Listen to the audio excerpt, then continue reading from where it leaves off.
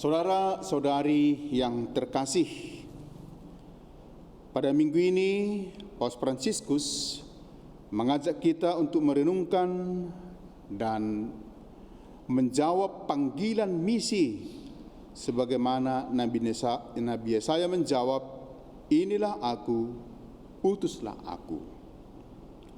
Bermisi berarti keluar dari diri sendiri. Ini menjadi kesempatan untuk berbagi, melayani, dan berdoa. Sejak awal mula Allah telah memanggil para nabi untuk bermisi, untuk keluar dari diri sendiri. Misi para nabi adalah untuk menyampaikan pesan Allah kepada umat Allah. Hal pertama yang harus dilakukan agar seseorang bisa menyampaikan pesan Allah pertama-tama adalah menjadi pendengar pesan Allah sendiri, mendalami hati Allah, mengetahui rancangan-rancangan Allah. Setelah mendapat pesan dan kekuatan dari Allah, maka seorang nabi akan mampu menyampaikan apa yang hanya dikehendaki oleh Allah. Demikian Nabi Yesaya dipanggil pertama untuk mengenal dan mendalami kehendak Allah, kemudian diutus menjadi penyambung lidah Allah untuk menyampaikan apa yang dikehendaki Allah, menjadi penyambung lidah Allah di tengah masyarakat pada zamannya. Yesus Kristus juga diutus oleh Allah ke dunia. Yesus juga bermisi ke dunia. Dia yang adalah sabda menjadi daging, pada awalnya ada bersama Allah, menyatu dengan Allah, mengenal, karena itu mengenal hati Allah. Dia turun sebagai utusan yang menghadirkan wajah Allah yang bijaksana, wajah Allah yang berbelas kasih kepada manusia. Bacaan hari ini menampilkan bagaimana Allah yang bijaksana itu hadir dalam diri Yesus sebagai utusan. Injil menceritakan bagaimana seorang utusan Allah dihadapkan pada persoalan rumit pada zamannya. Diceritakan dalam Injil bahwa Yesus berdiri di antara dua kelompok dengan paham yang berbeda tentang pajak. Mereka masing-masing mau mendapatkan legitimasi dari Yesus. Jawaban ya akan mengalahkan yang satu dan memenangkan yang lain, pun jawaban tidak juga akan memenangkan yang satu dan mengalahkan yang lain. Jika Yesus mengatakan ya, apa konsekuensi pada dua kelompok ini? Kelompok Herodian merasa diri dibenarkan untuk juga menarik pajak demi perjuangan politik mereka. Sementara untuk orang Farisi, jawaban ya berarti melawan ajaran agama. Sebab menurut orang Farisi, siapapun tidak sah menarik pajak secara sah. Pajak hanya boleh diberi ke bait Allah dalam bentuk persepuluhan. Dan apa juga konsekuensi pada orang pendukung Herodias? Jika Yesus mengatakan ya, jika Yesus mengatakan tidak, apa konsekuensinya? Barangkali mereka akan bertikai dalam paham yang berbeda ini. Kaum Herodian akan menjadi musuhnya. Yesus akan dianggap sebagai orang yang tidak pro kebebasan nasional. Hal ini juga berdampak pada otoritas yang lebih tinggi. Bila Yesus menyetujui pembayaran pajak penduduk yang diklaim penguasa Romawi, ia akan dianggap meremehkan pandangan teologis bahwa tanah suci ialah hak yang langsung diberikan oleh Allah. Dan orang Farisi bisa memakainya untuk mengobarkan rasa tidak suka kepada Yesus. Tetapi bila ia mengatakan jangan, maka ia akan bermusuhan dengan para pendukung Herodes yang dibawa serta orang Farisi sekaligus melawan politik Romawi. Bagaimana Yesus lolos dari jerat ini? Yesus mengajak lawan bicaranya memasuki persoalan yang sesungguhnya. Ia meminta mereka menunjukkan mata uang pembayar pajak yang bergambar di situ. Gambar dan tulisan siapakah yang tertera dalam mata uang itu. Mereka tidak dapat menyangkal Itu gambar kaisar. Yesus pun menyudahi pembicaraan dengan mengatakan, berikanlah kepada kaisar yang wajib kalian berikan kepada kaisar, dan berikanlah kepada Allah yang wajib kalian berikan kepada Allah. Dengan jawaban ini ia membuat mereka memikirkan sikap mereka sendiri baik terhadap utusan kaisar maupun keprihatinan mereka mengenai urusan Allah, dan sekaligus menghindari jerat yang dipasang lawan-lawannya. Saudara-saudari, sebenarnya ketika merumuskan pertanyaan, murid-murid Farisi terlebih dahulu menyebut Yesus sebagai orang yang jujur dan dengan jujur mengajarkan jalan Allah dan tidak takut kepada siapapun sebab tidak mencari muka. Inilah predikat yang diberikan oleh orang Farisi dan orang Herodian kepada Yesus. Dan ini sungguh benar. Dalam bahasa sekarang, Yesus dikenal sebagai orang yang mempunyai prinsip, juga sebagai orang yang berintegritas tinggi. Yesus menampilkan diri sebagai pribadi yang bebas dari segala kepentingan, kecuali kepentingan untuk membebaskan banyak orang kepada kemerdekaan sejati. Dia bebas dari segala ambisi pribadi, bebas dari nafsu kuasa. Kebebasan dari kepentingan inilah yang membuat dia sanggup bertindak arif dan bijaksana. Sering terjadi bahwa ketika orang tidak bebas dari berbagai kepentingan, maka keputusan dan tindakannya juga akan jauh dari arif dan bijaksana.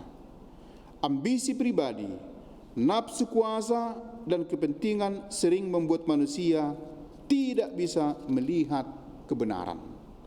Maka dibutakan oleh nafsu dan kepentingan. Manusia sering dibutakan oleh nafsu dan kepentingan, tidak lagi melihat kebenaran, akhirnya tidak bertindak arif dan bijaksana. Manusia sering kehilangan kearifan dan kebijaksanaan karena dikuasai oleh nafsu. Pragmatisme membuat manusia tidak mempunyai prinsip dan keteguhan pendapat. Manusia jenis ini sebenarnya menyimpan ketakutan dalam dirinya sendiri, takut kehilangan diri sendiri, takut tidak menjadi penting, takut keluar dari diri sendiri. Pada minggu misi ini, kita diminta oleh Paus Fransiskus untuk berani keluar dari diri sendiri. Untuk berani keluar dari diri sendiri harus berani menepikan menjadi penting, menepikan kehilangan, harus berani menghilangkan diri sendiri, keluar dari diri sendiri, harus berani menghadapi tantangan dan bahkan mati demi kebenaran. Bagaimana kita bermisi di dunia ini? Apakah kita harus pergi ke negeri jauh? Pada hari Minggu misi ini, Injil yang bisa kita timba, pesan Injil yang bisa kita timba adalah berani memakaikan kemerdekaan sejati, jujur dan tidak mencari muka dalam menghadapi persoalan kehidupan sehari-hari. Keputusan dan perilaku kita akan arif dan bijaksana bila kita memiliki kemerdekaan sejati, bebas dari segala nafsu dan cinta diri yang berlebihan. Hanya orang demikian akan berhasil membawa dan menularkan kemerdekaan sejati kepada setiap orang. Demikian kita menjadi misionaris-misionaris di tengah zaman ini. Bagaimana menjadi misionaris di tengah zaman ini? Saudara-saudara terkasih, di bulan Oktober ini, di bulan evangelisasi ini, kita juga menyaksikan sebuah peristiwa dalam gereja Katolik, di mana seorang remaja bernama Carlo Acutis dibeatifikasi di Assisi. Inilah salah satu contoh bagaimana menjalankan misi Tuhan secara konkret di dunia modern ini. Carlo Acutis, seorang remaja Katolik Italia, meninggal di milenium ini, tahun 2006. Dibeatifikasi minggu lalu, persisnya 10 Oktober 2020 di kota Assisi. Carlo adalah seorang pembawa damai. Pembawa damai. Ia membela orang-orang yang menjadi korban bully pada zamannya. Ini zaman media sosial, orang sering saling membuli, gampang membuli. Kalau dulu dikatakan mulutmu adalah harimaumu, sekarang jarimu adalah harimaumu.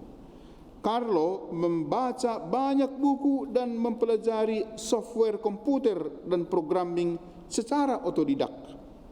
Carlo menyukai olahraga sepak bola.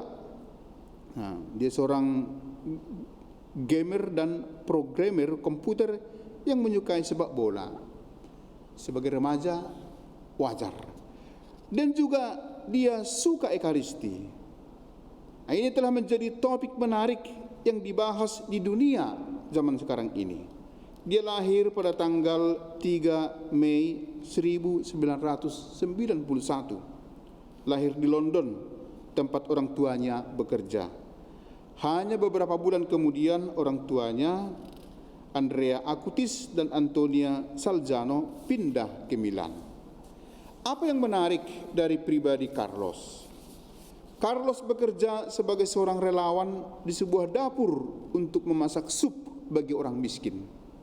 Setiap hari Carlo menghabiskan waktu beberapa menit untuk berdoa dan tenang di hadapan tabernakel.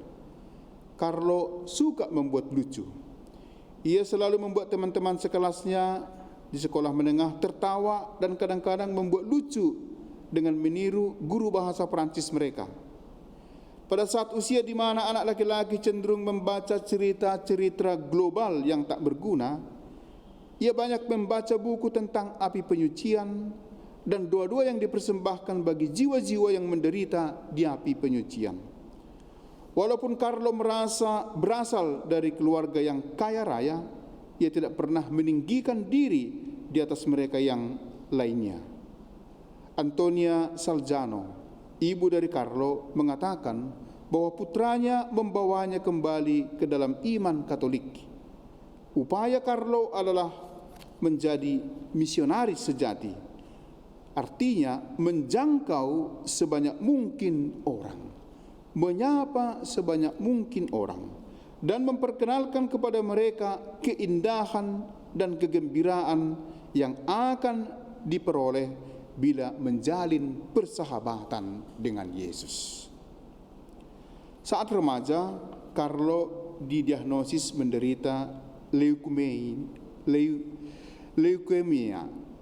Ia mempersembahkan penderitaannya untuk Paus Benediktus ke-16 yang sekarang masih hidup dan untuk gereja, di mana ia mengatakan, "Aku mempersembahkan semua penderitaan yang harus aku derita untuk Tuhan, untuk Paus, dan untuk gereja."